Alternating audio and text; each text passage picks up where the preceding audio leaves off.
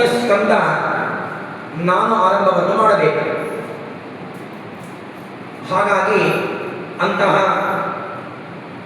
ನಾನು ಚಿಕ್ಕವ, ಜ್ಞಾನ ಕಡಿಮೆ, ಆದರೆ ನನ್ನಲ್ಲಿ ನನ್ನ ವಿದ್ಯೆಯ ಗುರುಗಳು ಅನೇಕ ಸತ್ಯಾತ್ಮತೀರ್ಥರೇ ಮೊದಲಾದ ಮಾಧ್ವ ಪರಂಪರೆಯಲ್ಲಿ ಬಂದಿರುವ ಅನೇಕ ಗುರುಗಳ ಪರಮಾನುಗ್ರಹದಿಂದಾಗಿ, ಸಕಲ ತತ್ವಾಭಿಮಾನಿ ದೇವತೆಗಳ ಪ್ರೇರಣೆಯಿಂದಾಗಿ, ಆ ಸಕಲ ತತ್ವಾಭಿಮಾನಿ ದೇವತೆಗಳಿಗೂ ಪ್ರೇರಕರಾದ ವಾಯುದೇವರ ಪ್ರೇರಣೆಯಿಂದ, ವಾಯುದೇವರಿಗೂ ಪ್ರೇರಕರಾದ ಚಿತ್ ಸ್ವರೂಪಳಾದ ಲಕ್ಷ್ಮೀದೇವಿ, ಆ ಲಕ್ಷ್ಮೀದೇವಿಗೂ ಅನಂತಪಟ್ಟು ಮೇಲೆ ಇರುವ ಪರಮಾತ್ಮನ ಕೇವಲ ಅವನ ಅನುಗ್ರಹದಿಂದಾಗಿ ಭಾಗವತವನ್ನು ಹೇಳುವ ಸಾಹಸವನ್ನು ನಾನು ಮಾಡ್ತೇನೆ. ಇದು ನನ್ನದಲ್ಲ ಅಂತ ಪ್ರಾಂಜಲವಾದ ಮನಸ್ಸಿನಿಂದಾಗಿ ಮತ್ತೊಬ್ಬರಿಗೆ ನಾನು ಹೇಳಿ ಆರಂಭವನ್ನು ಮಾಡ್ತೇನೆ. ಅದ್ಭುತವಾದದ್ದು. ನಿಜವಾಗಿಯೂ ಈ ಸಮಗ್ರವಾದ ಈ ಭೂಮಂಡಲವನ್ನು ಆಳಿದ ಒಬ್ಬೊಬ್ಬ ರಾಜರ ಪುಣ್ಯಾತ್ಮರ ಚರಿತ್ರೆಯನ್ನು ಕೇಳಿದರೆ ಮೇಲೆ ರೋಮಾಂಚನವಾಗ್ತದೆ. ಅಂತಹ ರಾಜರು ಈ ದೇಶವನ್ನು ಆಳಿ ಹೋಗಿದ್ದಾರೆ.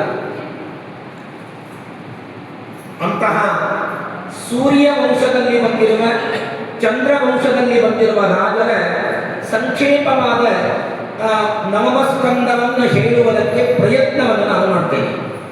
ತಿಳಿತಲ್ಲ? ಸೂರ್ಯ ವಂಶದಲ್ಲಿ ಬಂದಿರುವ ರಾಜರು, ಚಂದ್ರ ವಂಶದಲ್ಲಿ ಬಂದಿರುವ ರಾಜರ ಚರಿತ್ರೆಯೇ ಇದು ನವಮಸ್ಕಂದ. 9ನೇ ಸ್ಕಂದದಲ್ಲಿ ಇಡೀ ಈ ಸಮಗ್ರವಾದ ಭೂಮಂಡಲವನ್ನು ಆಳಿದ ಕೇವಲ ರಾಜರು ಮಾತ್ರವಲ್ಲ, ಇಡೀ ತನ್ನ ಜೀವನವನ್ನು ಭಗವಂತನಿಗಾಗಿ ಇಟ್ಟ ಮಹಾನುಭಾವರು. ನೋಡ್ರಿ, ನೌಕರಿ ಮಾಡಿದ್ರೆ ಪೂಜಾ ಆಗಲ್ಲ, ಪೂಜಾ ಮಾಡಿದ್ರೆ ನೌಕರಿ ಆಗಲ್ಲ. ನಮ್ದು ಹಿಂಗದ. ಆದರೆ ಎಷ್ಟು ನಮ್ಮ ಮನೆ ಎಷ್ಟು 30-40 ಸೈಟು, ಅಷ್ಟರೊಳಗೆ ನಮ್ಮ ಮನೆ ಇಬ್ಬರೇ ಮಕ್ಕಳು. ಆದರೆ ಈ ಎಲ್ಲ ಒಬ್ಬೊಬ್ಬ ರಾಜನ ಶನಿಯಾದಿ ಮಹಾರಾಜ, ಅಂಶುಮಾನ್ ರಾಜ, ಭಗೀರಥ ರಾಜ, ಏನು ವೈವಸ್ವತಮನು, ಏನು ಅದ್ಭುತವಾದ ಒಬ್ಬೊಬ್ಬ ರಾಜರು, ಎಷ್ಟು ಅವರಿಗೆ ಮಕ್ಕಳು, ಇಡೀ ಸಮಗ್ರವಾದ ಭೂಮಂಡಲ ಇಷ್ಟೆಲ್ಲವನ್ನು ನೋಡಿಕೊಳ್ಳುವ ಜವಾಬ್ದಾರಿ ಇದ್ದಾಗಲೂ ಕೂಡ ತನ್ನ ಕರ್ತವ್ಯ ಪ್ರಜ್ಞೆಯನ್ನು ಬಿಟ್ಟಿಲ್ಲ. ಇದು ಬಹಳ ದೊಡ್ಡದು ಅಲ್ರಿ. ನಮ್ಮ ಚರಿತ್ರ ಯಾಕೆ ಇಲ್ಲ?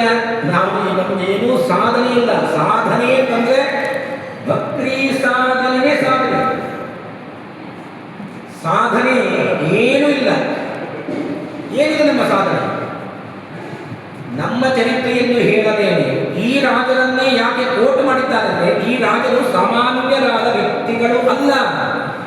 ಇಡೀ ಭೂಮಂಡಲವನ್ನು ಆಳಿದ್ದಾರೆ. ಭೂಮಂಡಲದ ಜೊತೆಗೆ ತಮ್ಮ ಕರ್ತವ್ಯ ಪ್ರಜ್ಞೆಯನ್ನು ಎಂದಿಗೂ ಬಿಟ್ಟಿಲ್ಲ.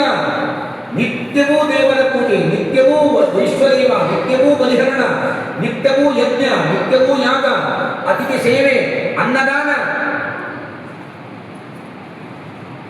ಎಲ್ಲವನ್ನು ಮಾಡಿಕೊಂಡು ಹೋಗಬಹುದು ಅಂತ ತೋರಿಸಿದ ರಾಜರು ಈ ರಾಜರು. ಹಾಗಾಗಿ ಮಹಾನುಭಾವರಾದ ಆ ಎಲ್ಲ ರಾಜರ ನಾವೆಲ್ಲ ಕೇಳ್ತೇವೆ. ಇವತ್ತಿಗೂ ನೂತನ ವಧುವರರ ಹಾಗೂ ಉಪನಯನವನ್ನು ಮಾಡಿಸಿಕೊಳ್ಳುವ ವಧುವಿನ ಮೇಲೆ ಆ ರಾಜರಾಜೇಶ್ವರ ಯತಿಗಳು ಮಾಡಿದ ಒಂದು ಮಂಗಲಾಷ್ಟಕವನ್ನು ಹೇಳ್ತೇವೆ.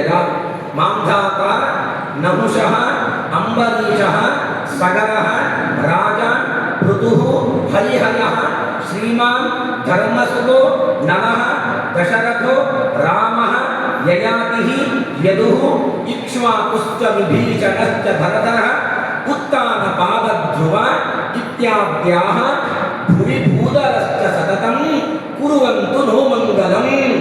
ಇವತ್ತಿಗೂ ಕೇಳ್ತೀನಿ ಈ ಮಾತನ್ನು.